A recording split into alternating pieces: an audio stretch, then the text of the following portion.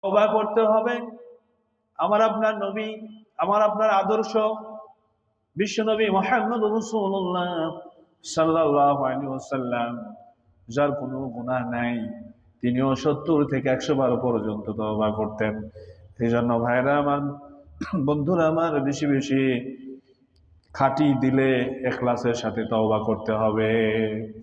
গুনাহ হয়ে গেছে, বাস সাথে সাথে তওবা করে নিতে হবে। প্রয়োজনে ২ রাকাত নামাজ পড়ে, গোসল করে, তাওবার নিয়তে গোসল করে ২ রাকাত নামাজ পড়ে আল্লাহ তাআলার কাছে কি চাইতে হবে? ক্ষমা চাইতে হবে। فَأَمَّا مَنْ أُوتِيَ كِتَابَهُ بِيَمِينِهِ, তারপর যার আমলনামা তাকে ডান হাতে দেওয়া হবে। فَأَمَّا مَنْ أُوتِيَ كِتَابَهُ, যার কিতাব তার ডান হাতে দেওয়া হবে। فَيَقُولُ هَاؤُمُ اقْرَءُوا كِتَابِيَهْ, সে বলবে, আসো তোমরা আমার কিতাব পড়ে দেখো, তোমরা আমার আমলনামা পড়ে দেখো। যার আমলনামা ডান হাতে দেওয়া হবে সে এতটাই খুশি হবে যে আশেপাশে সবাইকে ডেকে ডেকে বলবে, তোমরা আমার আমলনামাটা পড়ে দেখো। সুবহানাল্লাহ। আমরা যারা লেখাপড়া করছি, ছাত্র, যতক্ষণ নিজের রেজাল্ট ঘোষণা না করে ততক্ষণ কে কি পাইলো এটা কিন্তু খেয়াল আসে না।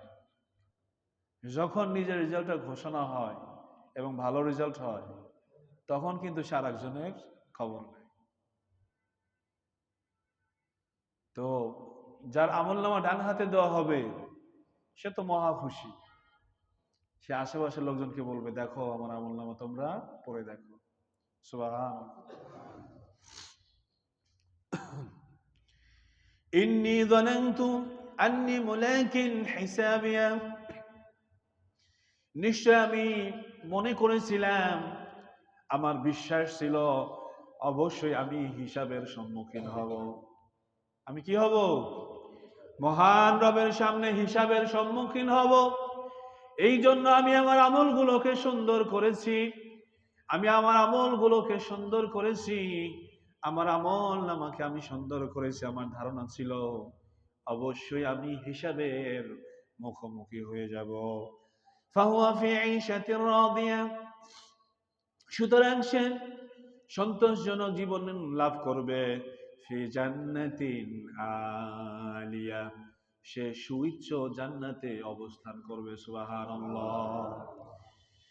কুতুফুহা দানিয়া, যার ফলসমূহ তার নাগালের মধ্যে হবে।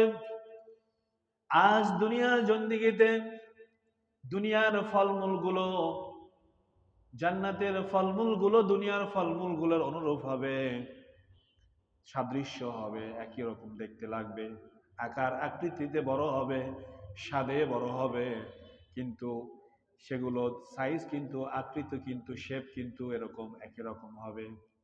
সূরা বাকারার মধ্যে আল্লাহ তাআলা বলেছেন, যখন জান্নাতীদের ফলমূল দেওয়া হবে তারা তো বলবে, এটা তো আমাদের আগে দেওয়া হয়েছিল,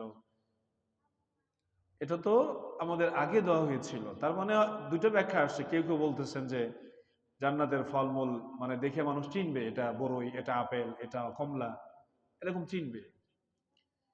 তো জান্নাতের ফলমূল হবে তার নাগালের মধ্যে। আজকে দেখেন দুনিয়াতে প্রচুর ফলমূল আছে, কিন্তু যারা নিম্নবিত্ত, যারা মধ্যবিত্ত, এরা কিন্তু সবসময় ফলমূল খেতে পারে না। অনেকে আমরা আছি যারা সপ্তাহে একবার কেনারও সুযোগ হয় না।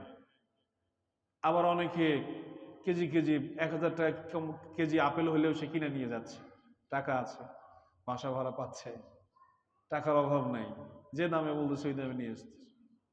দুনিয়াতে সবার নাগালের মধ্যে ফল নাই, কিন্তু জান্নাতে জান্নাতীদের নাগালের মধ্যে ফল হয়ে যাবে। সুবহানাল্লাহ।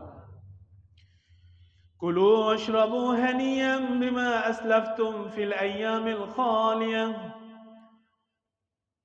আল্লাহ তাআলা বলেন, তোমরা খাও এবং পান করো তৃপ্তি সহ, এই কারণে যে তোমরা বিগত দিনগুলোতে যা পাঠিয়েছো তার বিনিময়ে। সুবহানাল্লাহ। এই যে নেক আমলগুলো পাঠিয়েছো, এর বিনিময়ে তোমরা তৃপ্তি সহকারে খাও এবং পান করো। সুবহানাল্লাহ। ভাইরা আমার, বন্ধুরা আমার, আল্লাহর রহমত ছাড়া জান্নাতে যাওয়া সম্ভব নয়। কিন্তু আল্লাহর রহমত তারাই প্রাপ্ত হবে যারা ভালো কাজগুলো আগে পাঠিয়ে দিয়েছে। সুবহানাল্লাহ।